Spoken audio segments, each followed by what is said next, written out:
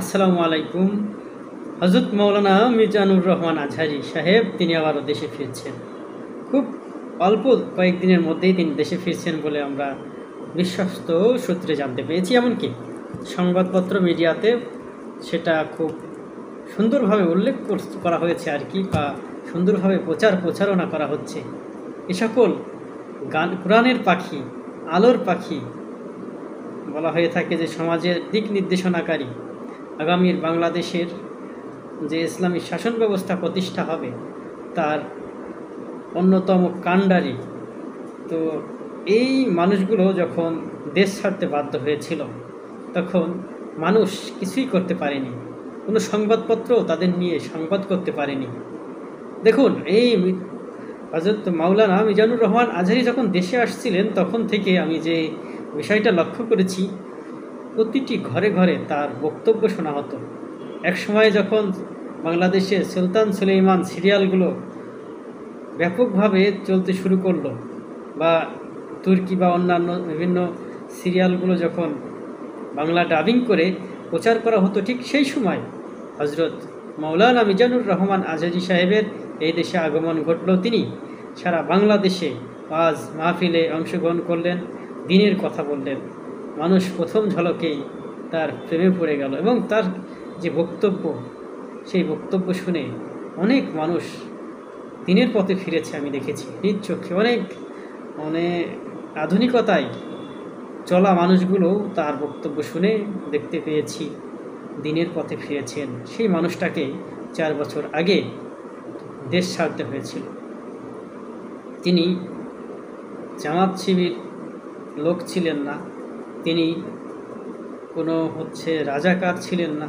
তারপরেও শুধুমাত্র মানুষকে দ্বীনের পথে দাওয়াত দেওয়ার কারণে, এবং যারা দ্বীনের কথা বলে সে সকল মানুষের সাথে সখ্যতা গড়ে ওঠার কারণে, যারা ইসলামের কথা বলে, ইসলাম প্রতিষ্ঠার চেষ্টা করে, বা এই তাওহীদি জনতা, তাদের সাথে চলার কারণেই মানুষটিকে দেশ ছেড়ে যেতে হয়েছিল। কুচক্রী মহল, দেশের যারা নিজেদেরকে মুক্তিযোদ্ধা বলে পরিচয় দিত, বিভিন্ন মুক্তিযোদ্ধা মঞ্চ বা এর প্রধান ঘাতক দালাল কমিটি, নির্মূল কমিটি, এই সেই হ্যান ত্যান ৭১৭, তার প্রধানরা সরকারকে উস্কে দেয় যে এই ব্যক্তি যদি দেশে থাকে তাহলে তো ইসলামের বিজয় সুনিশ্চিত হয়ে যাবে। এই ব্যক্তিকে কিভাবে দেশ থেকে বিতাড়িত করা যায় সেই ব্যবস্থা করুন। এবং শেষ পর্যন্ত সরকার এই মানুষটাকে দেশ ছেড়ে যেতে বাধ্যই করে। এর অনেক দুঃখ এবং কষ্টের ছিল, মানুষের বুকে আঘাত লেগেছিল যখন তারা হযরত মাওলানা দেলোয়ার হোসেন সাঈদীকে পাচ্ছিলেন না তাদের মাঝে। এই যে বিশাল ওয়াজের ময়দানে দ্বীনের দাওয়াতের দেওয়ার কোনো কাণ্ডারিকে খুঁজে পাচ্ছিলেন না, সেই সময় ত্রাণকর্তা হয়ে, ইসলামের অন্যতম ত্রাণকর্তা হয়ে যেন আবির্ভাব হলেন হযরত মাওলানা মিজানুর রহমান আজহারী। আর সেই ব্যক্তিটাকে এভাবে হেনস্থা করে দেশ ছেড়ে যেতে বাধ্য করা হয়েছিল। তো আলহামদুলিল্লাহ, মজলুমের বিজয় সবসময় আসে। তো সেই জায়গা থেকে সবাই আজকে শুকরিয়া আদায় করছে। পত্রিকাতে তার ছবি ছাপা হচ্ছে, টেলিভিশনে তাকে নিয়ে সংবাদ প্রচার করা হচ্ছে, হযরত মাওলানা মিজানুর রহমান আজহারী দেশে আসবেন। এই তো বিজয়, এই তো স্বাধীনতার সুর।